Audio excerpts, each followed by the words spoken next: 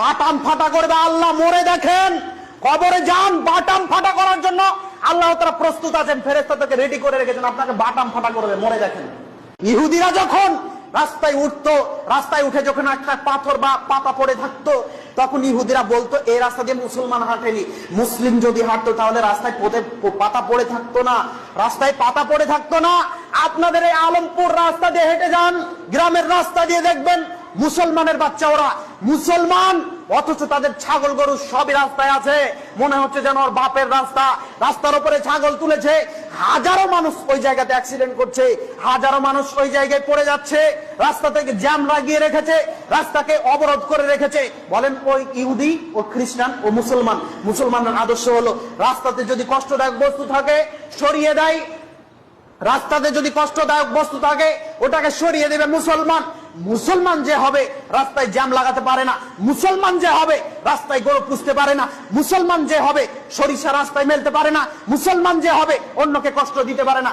জি, ওই বাইকওয়ালার কি দোষ ছিল বলেন? আপনার ছাগল রাস্তায়, আপনাদের এই লাইনের কথা বলছি, আপনার ছাগল রাস্তায় যখন একটা টেকার এসে অ্যাক্সিডেন্ট করেছে, টেকারওয়ালাকে জরিমানা করলেন, এটা জুলুম করলেন, বিচারের মাঠে জবাব দেওয়ার জন্য প্রস্তুত থাকুন। ছাগল আপনার, আপনার জমিতে থাকবে, রাস্তায় কেন বলেন?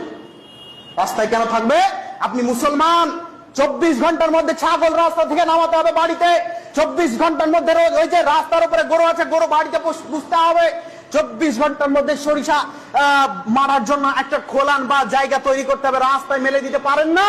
রাস্তায় যদি মেলে দেন আর মানুষ যদি ওখানে গিয়ে পড়ে যায়, বিচারের মাঠে জবাব দিতে হবে, আপনাকে জবাব দেওয়ার জন্য প্রস্তুত থাকুন। কিসের জরিমানা করেন?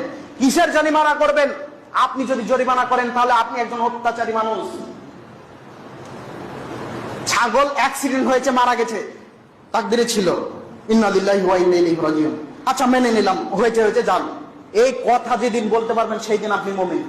আর যতক্ষণ পর্যন্ত ধরে বলবেন যে 5,000 টাকা জরিমানা করা হলো, তো ছাগলের দাম হলো 2,000, যদি জিজ্ঞাসা করেন এমন কাজ করলেন কেন, 5,000 নিলেন কেন, কেন ছাগলটা বড় হতো, বাচ্চা হতো, যে ও বাচ্চা সহ দাম নিয়ে গেছে। বাটাম ফাটা করবে আল্লাহ। মরে দেখেন, কবরে যান, বাটাম ফাটা করার জন্য আল্লাহ তাআলা প্রস্তুত আছেন, ফেরেশতাদেরকে রেডি করে রেখেছেন, আপনাকে বাটাম ফাটা করবে। মরে দেখেন। বলেন কি আপনি, আপনার নীতি কেন এত খারাপ? আপনি কেন ওখানে থাকবেন? পাপ কেন রাস্তায় থাকবে? আপনি মুসলিম, অপর মুসলিমকে কেন কষ্ট দিবেন? আপনি তো মুমিন মানুষ। বলেন মুমিন নন? যদি মুমিন না হন তাহলে আমি বলবো, আমি ইসলামিক বলবো আপনার জন্য বৈধ। যতক্ষণ পর্যন্ত আপনি বলবেন আমি মুসলিম, আমি মুমিন, ততক্ষণ পর্যন্ত আমি আপনার উপরে কড়া ভাষায় কথা বলবো। আপনি মুসলিম, আপনার ব্যবহার এমন হতে পারে না।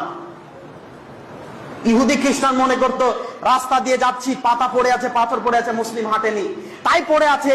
আর মুসলমানের বাচ্চা যেখানে বাস করে সেখানে জ্যাম লেগে থাকে।